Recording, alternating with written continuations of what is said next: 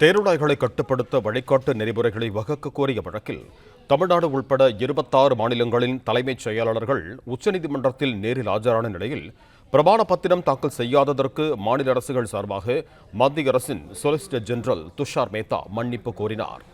இது தொடர்பான கூடுதல் விவரங்களோடு இணைகிறார் எமது செய்தியாளர் ஆனந்த். வணக்கம் ஆனந்த், உங்களிடம் இருக்கும் தகவல்களை சொல்லுங்க.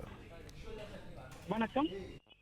அரசு ஊழியர்கள் ஆங்காங்கே தெருநாய்களுக்கு உணவு வழங்கும் சூழல் தொடர்பாக புதிய வழிகாட்டு நெறிமுறைகளை உருவாக்க இருப்பதாக உச்சநீதிமன்றம் தெரிவித்திருக்கிறது. மேலும் பிரமாண பத்திரம் தாக்கல் செய்யாத மாநிலங்கள் சார்பில் உச்சநீதிமன்றத்தில் மத்திய அரசின் சொலிசிட்டர் ஜெனரல் மன்னிப்பு கோரியிருக்கிறார்.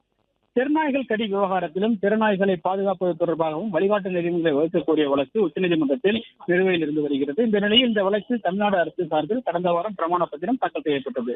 இந்த நிலையில் இந்த வழக்குகள் அனைத்தும் உச்சநீதிமன்ற இன்று மீண்டும் விசாரணைக்கு வந்த பொழுது தமிழ்நாடு அரசின் தலைமைச் செயலாளர் உட்பட 26 மாநிலங்களின் தலைமைச் செயலாளர்கள் நேரில் ஆஜராகியிருந்தனர்.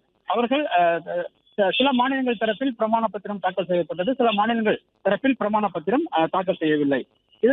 இதனையடுத்து தலைமைச் செயலாளர்கள் சார்பில் நிபந்தனையற்ற மன்னிப்பும் கோரப்பட்டது. அதே போன்று பிரமாண பத்திரம் தாக்கல் செய்யாததற்காக மத்திய அரசின் சொலிசிட்டர் ஜெனரல் துஷார் மேத்தா தனது நீதிமன்றத்தில் மன்னிப்பு கோரினார். மேலும் இந்த விவகாரத்தில் ஆஜராகியிருந்த வழக்கறிஞர் அபிஷேக் மனு சிங்வி மாநிலங்களுக்கும் ஒரே விவரத்தை தாக்கல் செய்திருப்பதாகவும், எத்தனை நாய்களுக்கு கருத்தடை அறுவை சிகிச்சை செய்யப்படுகிறது என்பதும், எவ்வளவு நாய்களுக்கு தடுப்பூசி செலுத்தப்படுகிறது என்பதும், எத்தனை பேர் நாய்க்கடியால் பாதிக்கப்படுகிறார் என்பது தொடர்பான விவரங்கள் மாநிலங்கள் ஈடுபடுவதாகவும், இதனை கருத்தில் கொண்டு உரிய உத்தரவுகள் மற்றும் அட்டவணைகள் பிறப்பிக்க உள்ளதாகவும் தெரிவித்தார்.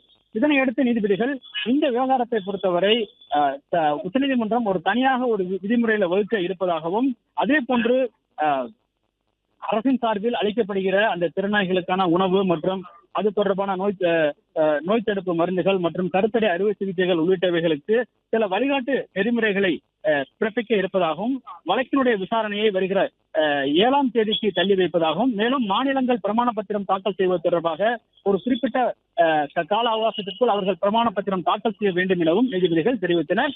அன்றைய விசாரணையின் போது இது தொடர்பாக ஒரு வழிகாட்டு நெறிமுறைகள் தொடர்பான உத்தரவை பிறப்பிக்க இருப்பதாகவும் நீதிபதிகள் தெரிவித்து விசாரணையை தள்ளி வைத்துள்ளனர். நன்றி ஆனந்த், உங்கள் தகவல்களுக்கு. பிளே ஸ்டோர் மற்றும் ஆப் ஸ்டோரில் இருந்து பாலிமர் செயலியை QR கோடு மூலம் பதிவிறக்கம் செய்யுங்கள். செய்திகளை உடனுக்குடன் பெறுங்கள்.